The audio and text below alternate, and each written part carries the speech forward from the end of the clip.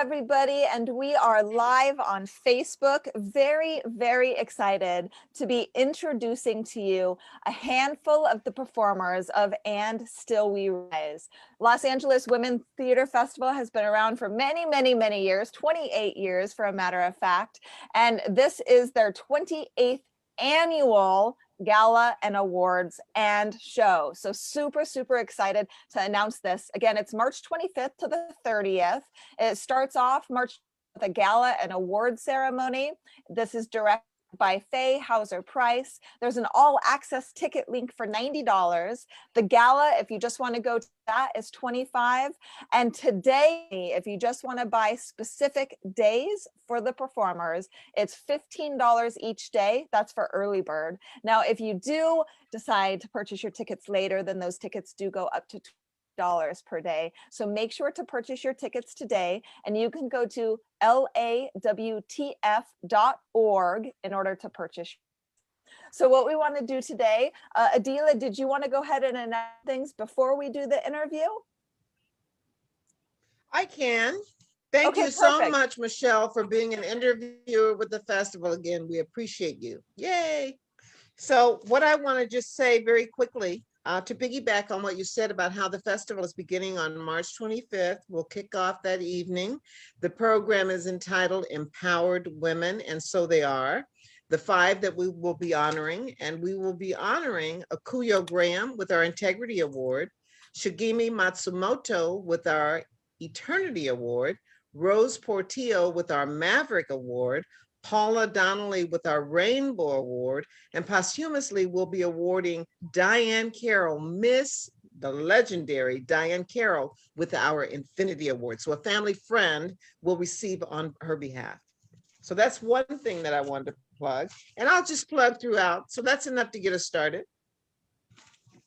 Okay, awesome. Totally fine. Thank you so much for including that. Adila is one of the co-founders of the Los Angeles Women's Theater Festival, a dear friend of mine and an amazing woman. She has done a plethora of acting in her career, and she is an inspiration for us all. So thank you, Adila, for sharing all of that and for being one of the co-founders and leaders of the Los Angeles Women's Theater Festival. My pleasure. Thank you. So today is about some of the performers. So I'm going to be talking to Cynthia Ling Lee. I'm also going to be talking to Pamela Nahara, Freeman, Petal Devril, Karen A. Clark, and Vanessa Boss. So super excited to introduce all of them and talk to them each about what they are going to be performing and what their performance means to the Los Angeles Women's Theater Festival. So I'm just going to jump right in and start with the first gal. So I'm going to start with Petal. So prepare yourself, girly. Here we go. Petal received a Bachelor of Arts degree in theater arts from Cal State Dominguez Hills University, and then continued her training at the Ruskin School of Acting, where she studied the Meisner method and furthered to develop her skills with a profound love and passion for the craft. Next came the Advanced Scene Study Shop at the Roby Theater Company. Petal Devril made her debut in the Roby Theater's production of the magnificent Dunbar Hotel at the Los Angeles Theater Center, which was also invited to the National Black Theater Festival in Winston-Salem, North Carolina. Other credits include Fest by Pearl Clige, excuse me if I pronounced that incorrectly, Wine in the Wilderness, where she enjoyed playing the role of Tommy, and Benitha in A Raisin in the Sun, where she was nominated for Best Supporting Actress at CSU New African Grove Theater.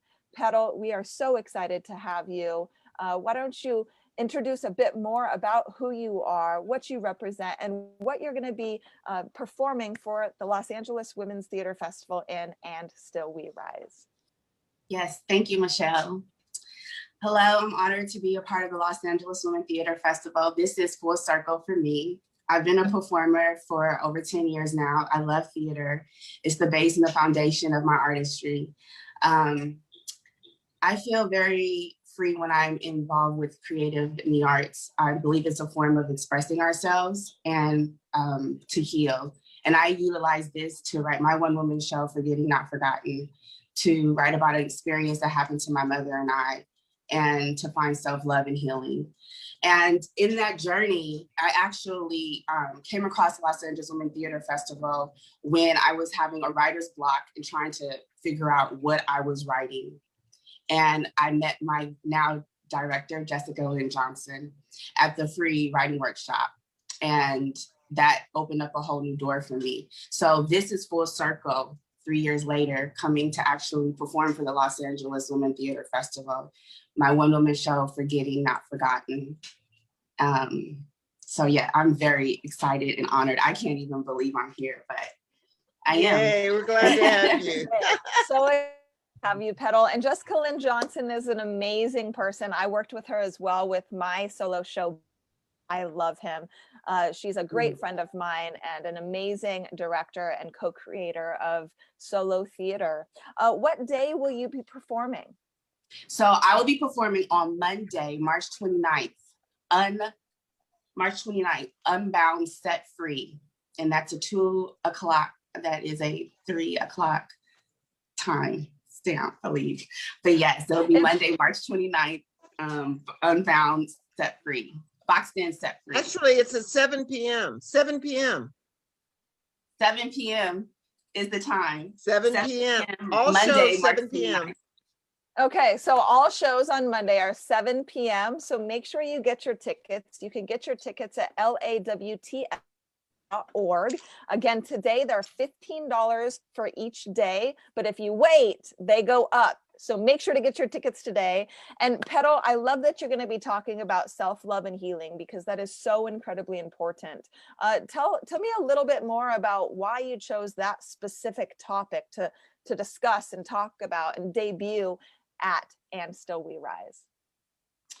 Because it was, it's been a part of my healing process after going through the journey with my mother. As a caregiver, mental illness and gentrification were two heavy subjects that I did not have a lot of knowledge of. And in writing this piece, I gained insight and understanding of myself, things that I had to learn to let go.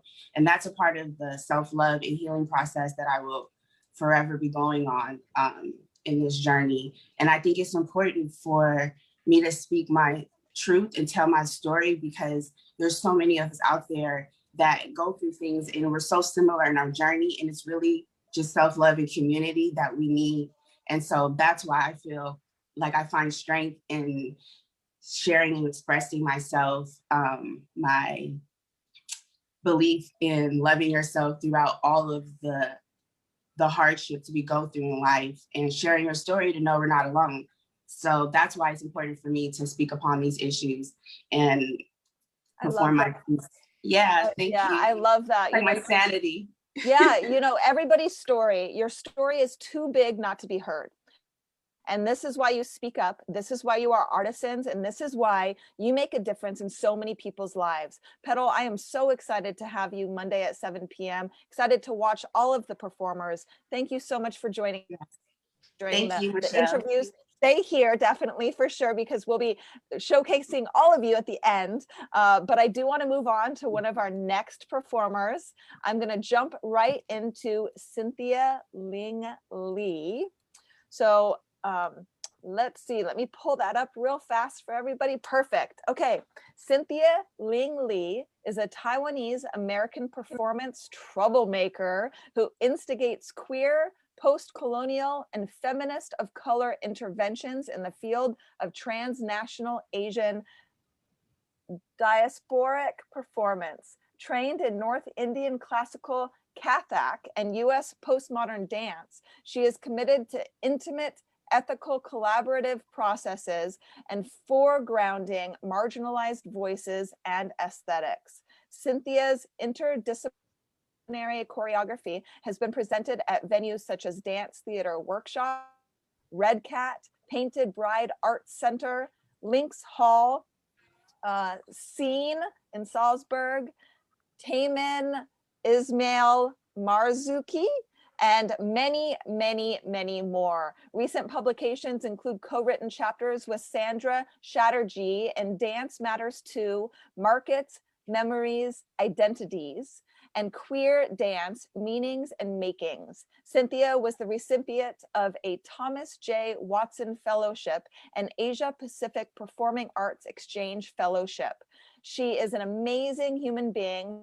She is an influential teacher and mentor. She has been taught by a number of amazing places and organizations, and she is the Contact Improvisation Community member. Cynthia is an associate professor of dance in the Department of Theater Arts at UC Santa Cruz and a member of the Post Natyam Collective. So excited to have you. Your bio is a tongue twister because you are international. You have been in, you have traveled, you have been an actor for a very, very long time. You've been in dance for so long. Why don't you talk a bit about what you will be contributing to the Los Angeles Women's Theater Festival on Ancestry Rise? So excited to hear. Thank you, Michelle, for that warm introduction. So I will be contributing a solo dance theater piece called Lost Chinatowns. And this is a piece that came about when I first moved to Santa Cruz. Actually has a very humble beginning. I was just looking for an Asian grocery store and couldn't find one, and then started to ask how I could possibly not have an Asian grocery store nearby in California. And it turns out that this town that is very self-congratulatorily liberal and progressive used to be one of the regional, like, organized centers of anti-Chinese racism, politically speaking, in the late 1800s, early 1900s, and that history has been pretty much largely erased and forgotten and whitewashed. And so this piece came out of delving into that history, delving into the archives, doing oral history interviews with some of the last, people who still grew up in the last Chinatown, which was decimated in 1955 by a big flood. And also just spending a lot of time on the land, the sites where these Chinese communities used to be. And when I made the work, Donald Trump was campaigning to be president and then became president. And so I was also really struck by the ways in which this racist, xenophobic rhetoric that he was spouting had the very same logic that this earlier anti-Chinese racism had. So I was also trying to make connections between present day and this historical othering of Asian people, which, as we all know, has resurfaced violently recently as well. So yeah, cheerful stuff. And then there are actually moments of sweetness and humor in amidst all of the terrible racism as well. But the piece is part of the March 27th show on Saturday at 7 p.m., which is called Truth to Power.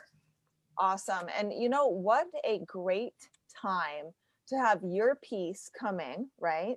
Because I would really love for my piece to not be relevant, but Yeah, exactly. Here we are. We don't want racism to be relevant anyway. And unfortunately, right now, Asian racism is huge. And we do need to exemplify pieces like yours that show just how human Asian people are. You are like us. We are like you. We are all one. And I don't understand where racism comes from, but unfortunately it still exists, as we have seen. And we are so excited that you will be performing during this time. Now, I know that your culture has been impacted greatly because of the pandemic and because of the mindset of a lot of the people in America. What does it mean right now for you to be performing this piece in such a time? I mean, it's very heavy, but it's my offering as well. And a lot of the particularities of, when I was making the work, I was mostly concerned with kind of, as an act of solidarity, creating connections between this historical othering of Asian folks and the ways that Trump was blasting particular kinds of rhetoric against brown Muslim people, against Latinx people at the borders. But now actually the specific brand of xenophobic racism that targets people that look like me has resurfaced. And so you might learn a little bit about where racism comes from in this piece. There's a lot of historical things that crop up, stereotypes um, around health and hygiene and food and cleanliness, that have really clear historical roots that have been recycled in this, um, in the association, the incorrect association between Asian bodies and the particular COVID-19 virus, who is happy to target anybody who's vulnerable. Yeah, so Yeah. awesome. I'm so excited to see you perform. And you guys make sure to get your tickets. If not for everybody, of course, definitely come and see Cynthia and see what's happening with the Asian culture and see how she's making a huge difference and, shedding light to some topics that we all need to hear about. Definitely. Oh, sorry, I just got a private message, got distracted. Definitely get your tickets. Go to lawtf.org. If you want just one day, they're $15 today. If you want to wait, then they go up to 20. So make sure to get your tickets today. If you want to buy for the whole package, it's only $90, you guys. And it goes back to Los Angeles Women's Festival, and LAWTF is able to provide a safe space for performers from all over the world to be able to perform. And they have been multicultural and multiracial for so long and represent so many different types of women and men, primarily women. So make sure to get those tickets today for the March 25th to 30th and Still We Rise. All right, we've got a couple more amazing performers that I would love to introduce to you. Let's jump right in to our next performer, Vanessa Boss. Vanessa Boss is an actor, writer, and producer for both stage and screen. She received her BFA in acting from Emerson College in Boston before moving to LA 5 years ago. Vanessa grew up internationally, born in Toronto, Canada, and moved to cities including Hong Kong, Shanghai, Luxembourg, Buffalo, New York, Atlanta, Georgia, just to name a few. Uprooted, written and performed by Vanessa Boss and directed by and developed with Jessica Lynn Johnson, premiered at the Whitefire Solo Fest 2019 in February and had a successful run in the 2019 Hollywood Fringe Festival. Since, Vanessa has led workshops on eating disorder recovery centers as a guest artist, which has been the greatest gift her show has given her and so many others. She also launched her own film production company, Uprooted Films, LLC. The company's first film, I Propose We Break Up, written and starring Vanessa, is scheduled to begin shooting May 2021. You can follow her and her team's process of creating I Propose We Break Up on her Instagram, I Propose We Break Up. So at I Propose We Break Up. She says a big thank you to the LAWTF, Jessica Lynn Johnson, and her family for supporting her on this journey. So Vanessa, I would love to bring you on the stage, and I would love for you to share a bit about when you're going to be performing, what exactly you're going to be performing, and what that means to you. Yeah, thank you so much, Michelle. So my show is called Uprooted, A Tale of Navigating Turbulence to Find Home. And basically the show takes you on a flight back in time in my life, led by these fantastical creatures of my inner world to remind me of my strength. It's an autobiographical show about my experience growing up and moving over 8 times internationally, and that experience of not feeling in control of where home is. I went through an eating disorder, and so I also tell my eating disorder recovery story in the show. And yeah, and it's about finding home and what really home truly means. And the show also explores themes of bullying and finding your voice as well. And I'll be performing March 29th. It's a Monday. And my show is part of the Boxed In Set Free night at 7 p.m. Awesome. That's absolutely amazing. Make sure to get those tickets. And, sometimes when you move all over the world, you learn to make friends, you learn to lose your friends quickly, and then you learn to remake friends. I remember growing up in a military family. I didn't move 8 times internationally, but I did move nationally. And moving when you were young, it has long-lasting implications on your emotional psyche, on your physical psyche. And like you discussed, it's an autobiographical, here we go, piece explaining what you went through and your eating disorders. I want to commend you for sharing your story, because your story is something that people can relate to. And I want to hear a bit more about how you were able to really take the reins and have the courage to speak up.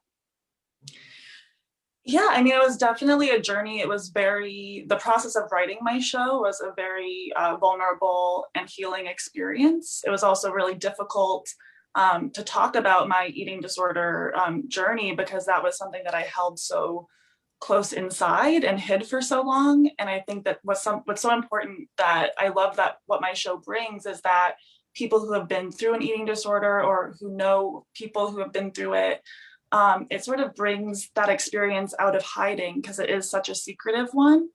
And I really love how the show has been able to connect me with other people who have gone through something similar, and to help them heal.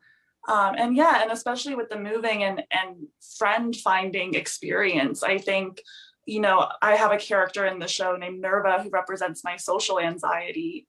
And that was something that I really battled with growing up and moving so often and having to say goodbye to friends so quickly.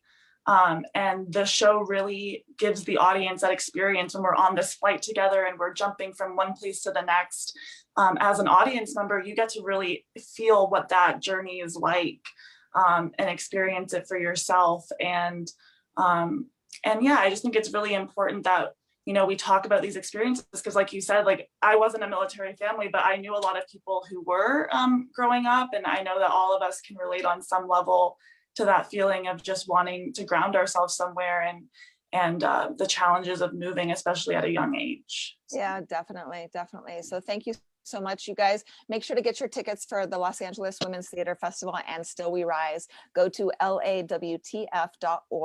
You can buy tickets $15 a day today for the early bird special that will go up starting tomorrow to 20. The all access pass is probably the best thing to get, and that's only $90. So make sure to go on lawtf.org to get that.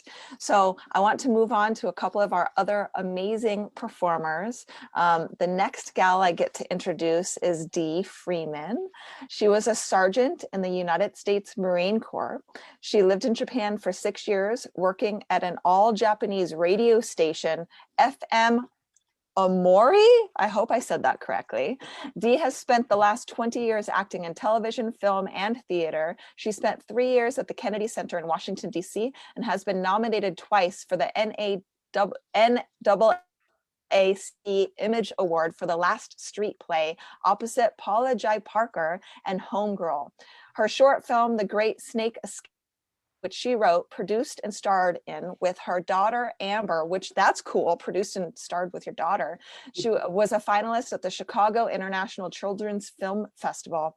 At one time, she called her house a zoo because they had 14 exotic animals, a bear-eyed cockatoo named Annabelle, which sounds scary, 3 ball python snakes, 2 giant African millipedes, a tarantula named Annecy, 3 or 4 green iguanas, a paceman frog, a bearded dragon, a water dragon, a white rat, and 2 blue-headed tree agamas and 2 dogs. That's kind of crazy. Your house must have been nuts. Dee, we are so excited to have you. Please share a bit about your story, your solo play, and when you will be performing. Okay. First of all, I have to give thanks definitely to Adela for I came to the first LA Women Theater Festival performance. I think it was 12, 15 years ago. And I was just so inspired and just mesmerized. And I swore that day, so help me God, I'm going to perform at this festival one day. I didn't get to perform at it, and COVID hit. It snatched away. So I am so glad and honored to be here today. So my show is called Poison Gun, and the theme of my show is secrets, which is pretty much what my entire life has been about. When I was a child, 7 years old, this show is based on events that happened to me when I was younger. My father killed my mother's parents. I had to testify against him, and that one event totally and completely changed the direction of my life in ways I didn't even realize. I mean, I remember one of my friends who said, I think you went into the Marine Corps, Dee, because You were running from your past. I had never thought about that. And I look back now at other things that has happened throughout my life and realize that what happened to me when I was 7 years old was the reason I made some of the choices that I made. Sometimes I went in directions and I went, what are you doing? Are you crazy? Are you insane? And I reached back into my past and realized that that was still determining which direction I was running in my life. And then a good friend of mine, Juliet Jeffers, was teaching a solo workshop. And I came into class and I told her, I said, well, I'm going to talk about this, about my kids and all this. She's like, yeah,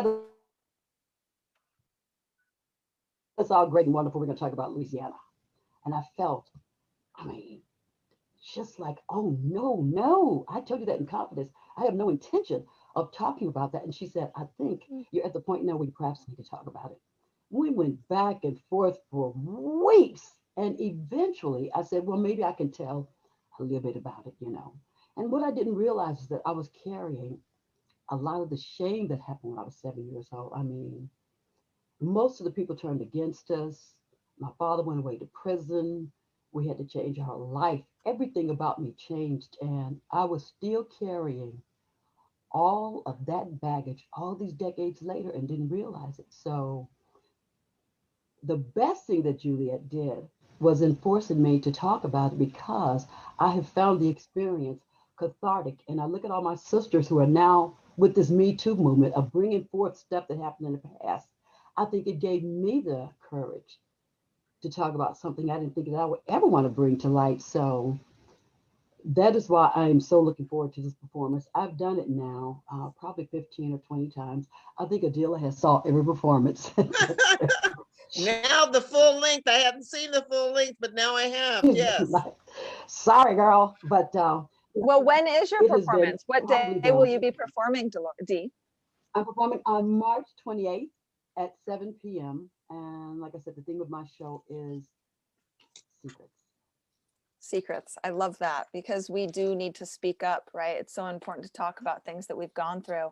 And I know Petal had an amazing story talking a bit about self-love and how she's been able to overcome and healing, right? And that's very similar to what you're talking about, is how you can heal through the trauma that you've been through. So make sure to get your tickets, you guys. You said March 27th at 7, correct?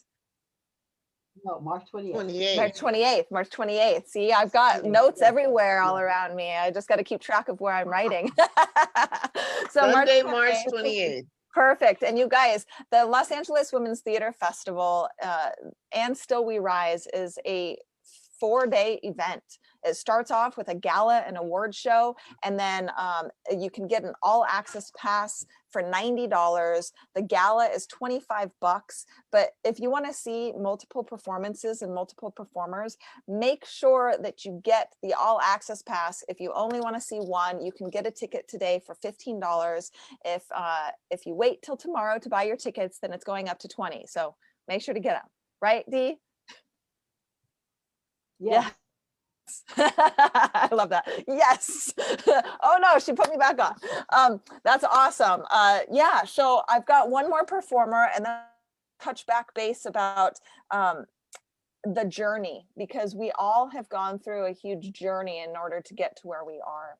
So the next woman I would like to bring up on stage is Pamela Najera. Let's see if I say it right. Pamela Najera was born and raised in the Philippines in 1979. At age 8, her family immigrated to the United States and landed in Los Angeles, California. Today at 50, by the way, you don't look 50 years old, she's employed as a medical assistant and a financial professional. However, before she settled into her recently happily married life 2 days before a lockdown last year, Pamela had her share of childhood traumas and worldly adventures. At 29, she unexpectedly catapulted into the exciting world of entertainment as a dancer and a magician's assistant. Her proudest career achievement was being cast as a professional production dancer in a major cruise line with a major cruise line when all odds were stacked against her. I'd love to hear more about that. Pamela enjoyed 10 great, memorable years on ships and eventually became dance captain before hanging her dance shoes in 2017, which was not that long ago. Too Old, Too Asian, Too Short is her unique story, which she hopes will inspire anyone who thinks they can't, but they actually can. With love, Pamela dedicates the show to her husband that she just married 2 days before lockdown, Peter D. Michael, who she met on ships at the beginning of her cruise ship career when Michael was a touring comedian. I would love to bring you on stage, Pamela, and learn more about who you are and what you're bringing to the table for the Los Angeles Women's Theater Festival and Still We Rise. Wow, thank you. I am so excited to be a part of this festival and so honored to be surrounded by so many talented people who have been doing this all their lives. My background is dance, but before that, I'm a Filipino, so I was raised to head for a nursing degree. But things happened in my life where I started training in dance, and one thing, literally just doors open, one thing led to another. So my story is called Too Old, Too Asian, Too Short, to become a production dancer. I was actually told that by someone, and I didn't argue because I grew up this way. And the day that I'm performing on is Secrets. And I grew up with Secrets and Lies. And being an Asian child, I grew up in a household where I was seen and not heard. So you didn't speak up if you were being reprimanded or punished, and you actually told your parents why you did what you did, you would, well, I would get spanked because it'd be talking back when I'm actually just answering a question. So it's very confusing, when you're growing up in such a oppressive environment. So for me to even be at this level, I mean, we were supposed to perform last year at the festival, but now here we are, and I'm actually grateful because I had to basically grow to be a part of this, because I like I said, my background's in dance, medicine, and acting was not a part of my forte, but I learned quick. It takes a team to create a one-person show. Just because it's a solo thing doesn't mean you do it alone. And Jessica Lynn Johnson is my director, and she took my hand and went from one step to the next. And had I known what was on the horizon, I don't think I would have completed it. So Jessica likes to light a fire under people's butts. I know her very well personally, and she's an amazing director and awesome woman. But you are seen here and you are heard here. Yes.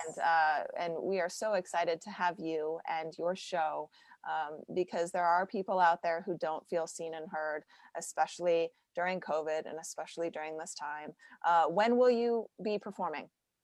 That's going to be on the 28th. That's a Sunday at 7 on the Secrets Day. And what's kind of funny is being a magician's assistant, I disappear and reappear. So as far as being seen and unseen, it's now I get paid for it. Hey, look at that. You can make a career out of something that you didn't even know about.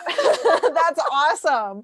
Well, Pamela, thank you so much for sharing. The one thing that I want to ask all of our performers and participants, but I'm going to start with Petal here, is how during COVID have you been able to do your craft, and how have you used self-love and healing in order to do so? That's a great question. During COVID, I believe that's where I had to do the deep internal work. I believe as performing, it's easy to show and express and put out there, but it's a process to go through internally, believing in self, loving yourself through the process, accepting and healing. I mean, these were real issues that happened.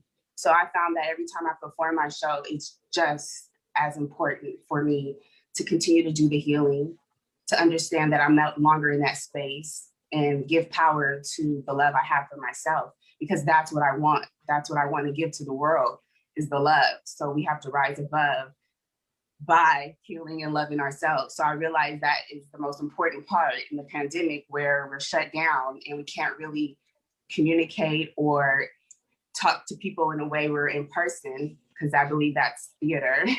And this new form has allowed us to keep doing it despite that and in spite of that. And I think that's a great way to still share that, hey, we all go through these struggles. And in that, this is how I'm learning to love myself a lot deeper.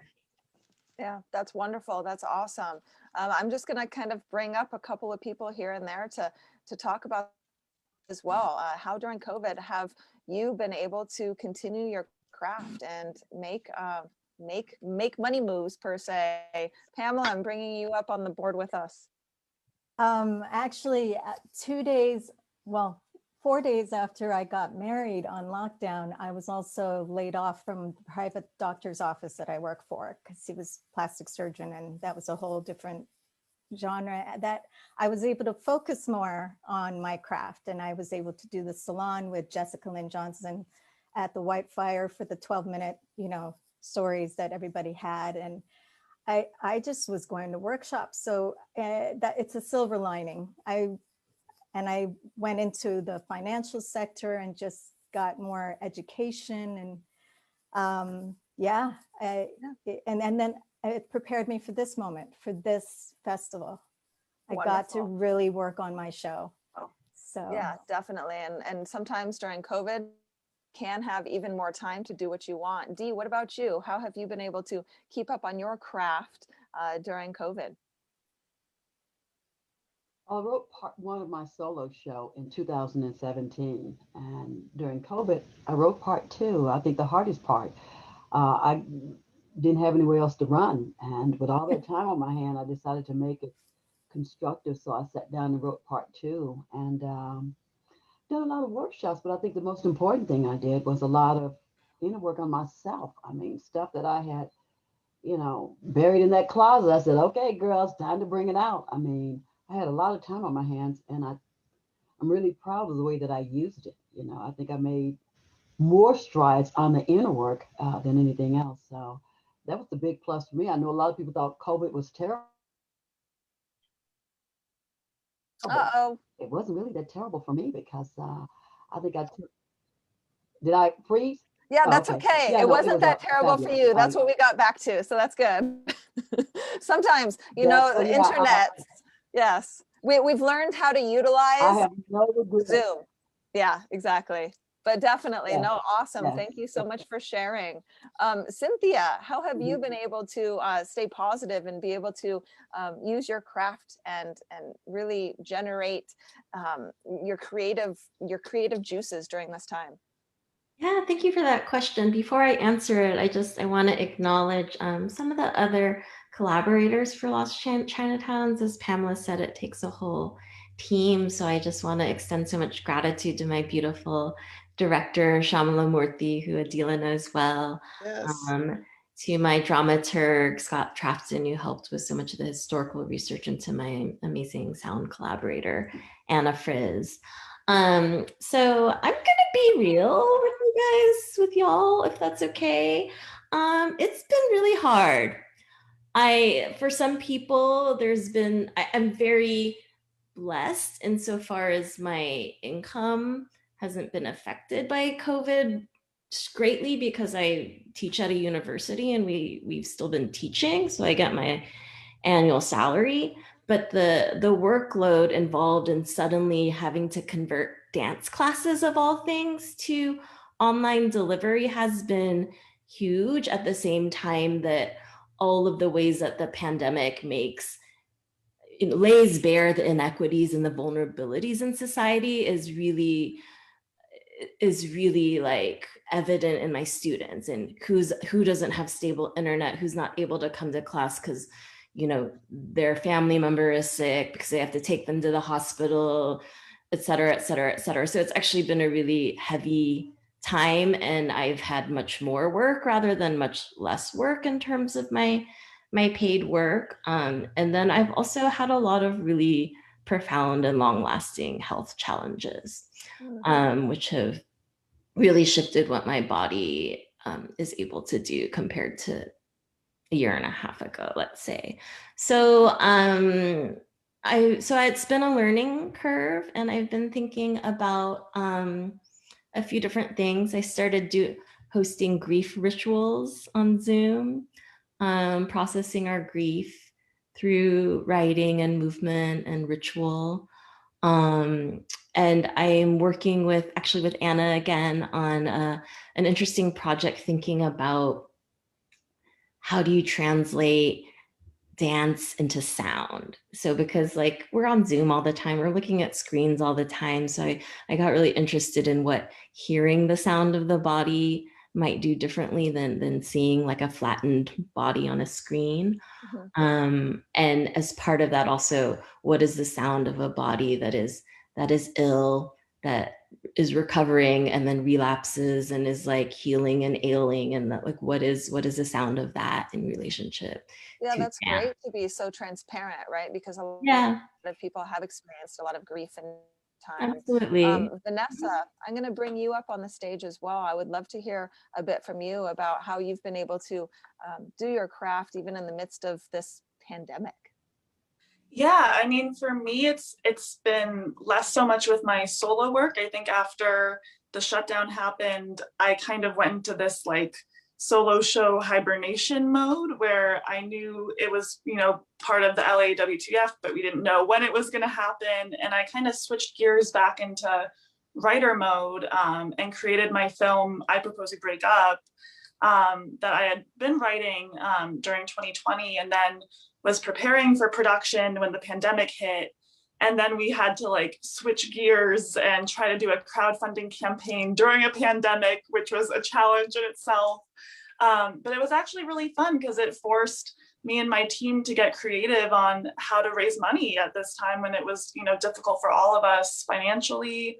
And we found ways of giving back to all of the people who were so generous to us by organizing variety shows with all of our performer friends to raise money for our film. So I'm really grateful for just all of the support I've gotten from my community of artists. And honestly, it's like, I'm so just the experience of being part of the festival like this and seeing how supportive all of us are of one another. And like, we're always cheering each other on and doing what we can. And I think that's really what's been so apparent to me during this time of just like all the people and artists who've like rallied behind me and how I've rallied for them too. And like, we're just there for each other. And that's how we can continue to create during these difficult times. Yeah, I love that because we do need to collaborate in order to co-create. Oftentimes women are in competition with one another, but we are not in competition any longer. We need to join forces and hold hands and move forward together. And Vanessa, I totally understand what it is and what it takes to raise money. I run a nonprofit organization called Silenced Voices to help survivors of domestic violence and sexual abuse. And it has been hard, you know, during the pandemic to raise money and to be able to fulfill our obligations overseas and expand here. We can do it. We can do it because there's a village behind us. And as you see right here, is these are amazing performers. This is our village. This is the Los Angeles Women's Theater Festival Village. And we have been huge supporters of each other. And we are cheerleaders for one another, not in competition with one another. So ladies, I would love to quickly hear from each one of you about how the audience on Facebook can find you. And then I would love Adila to give some last words about the Los Angeles Women's Theater Festival and Still We Rise. Petal, did you want to go first about how people can get a hold of you and where they can read? Yes. Forgetting Not Forgotten, at Forgetting Not Forgotten, Instagram, Facebook. That's how you get at me. Forgetting Not Forgotten. I love that. Forgetting Not Forgotten. Good, good, good. Cynthia, I'm going to pull you up here next. Hey there, thanks, Michelle. Yeah, so my website is www.cynthialingley.com.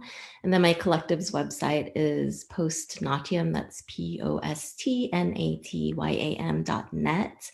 And then we're also both on Facebook is probably the best for us. Yeah. Awesome, cool, thank you. Vanessa.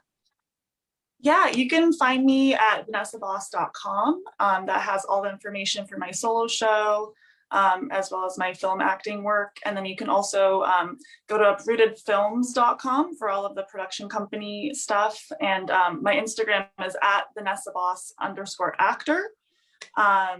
And yeah, that's how you can find me. Perfect. Awesome. Thank you. Pamela, I'm going to bring you up next. For me, it's just Facebook, too old, too Asian, too short, toe tats. Some people are mixing it up, too old, too short, too Asian. So it's old, Asian, short. So, too old, too Asian, too short. Awesome. Too old, too Asian, too short. Yes. Okay, great. Dee, what about yourself? Very Dee, you're easy. DEE Freeman on Facebook. okay. That's it. DEE Freeman on Facebook. Awesome. That's That is amazing. And if anybody would like to contact me, just go to unsilencemyvoice.com. I would love to leave it with you to have any last words with our audience, and to talk a bit about And Still We Rise, which is directed by Faye Hauser Price, March 25th to the 30th. You can get an all access pass for $90. The gala is $25, each day is $15. It goes up to $20 tomorrow, so make sure to buy your tickets today, and you can get those tickets at lawtf.org. Adila, the stage is yours. Thank you. Oh, this has been so exciting. I'm so happy that we're doing this. Thank you, Michelle. Thank you, ladies, for being a part of us representing our festival today. You're kicking it off because we have 2 more Facebook Lives. We have one tomorrow at 3 p.m. for those who are tuning in who want to join us again and learn about more of our performers. And also, we're going to do the same thing on Tuesday at 3 p.m. Facebook Live. So come back, join us. And a few announcements I want to plug. I also want to share that all of the shows between the 25th and the 30th, they're all at 7 p.m. consistently, same time, same station, stellar platform. And also I want to say that in terms of our mission of diversity, we've been diverse from day one, from the very beginning. So that's one of our missions, to be inclusive of all. And I think we've done a pretty good job of that. I also want to say that because of the pandemic, we also pivoted, and there's always a silver lining, as someone said. And for us, many good things came to us as a result of it. We got support from sources we didn't expect that were just kicking in to help keep theater alive and theater companies alive. So we're thankful for that. And also I want to share that our performers, just about every single one, moved over. We rolled over to 2021 because we did not have the festival. We had to cancel 2 weeks before our 2020 festival. It was devastating. But fortunately, most everybody rolled over. We took a vote, and most people said, let's just come back in 2021. Of course, we thought we were going to be in a live theater by then, a year later. We're not, so we're still virtual, but it's all good. And one of the blessings is that we've been able to virtually present. We've done 6. In 2020, we had 6 virtual programs, so we didn't skip a beat. And we rolled over to a new way of doing things, as well as many others.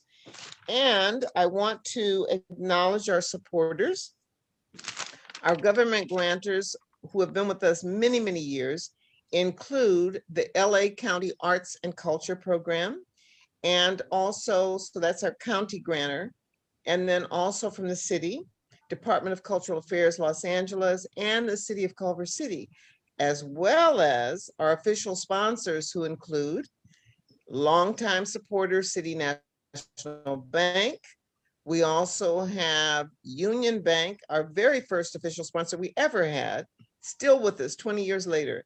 KPFK, new to us, newer, Women in Media, and brand new, the California Wellness Foundation, as well as Adila Barnes Productions. So I want to really give a shout out to all of those who are supporting us and helping to keep us alive. And we always have a need for volunteers. So if you're out there and listening and thinking, gosh, I'd like to be a part of that festival, we welcome you as volunteers. We're also about to really move into a new mode so we can go back to submissions for Festival 2022 in a live theater. So stay tuned, make sure that we know who you are, go to our website, sign up so we can reach you at www.lawtf.org. And lastly, two things that have to do with fundraising. One is our raffle, and you don't have to be present to win. That's going to be a drawing on the very last day on March 30th, 7 p.m. for that program. And our silent auction kicked off last night, and we have wonderful prizes. So we want people to check us out by coming to lawtf.org/auction. We've got great prizes that have been donated. The grand prize is a week stay at the Writer's Well. And we also have a 3-day pass to the Burke Williams Day Spa. We have theater tickets. We have a Gemstone CD. We have a Jennifer Lewis poster.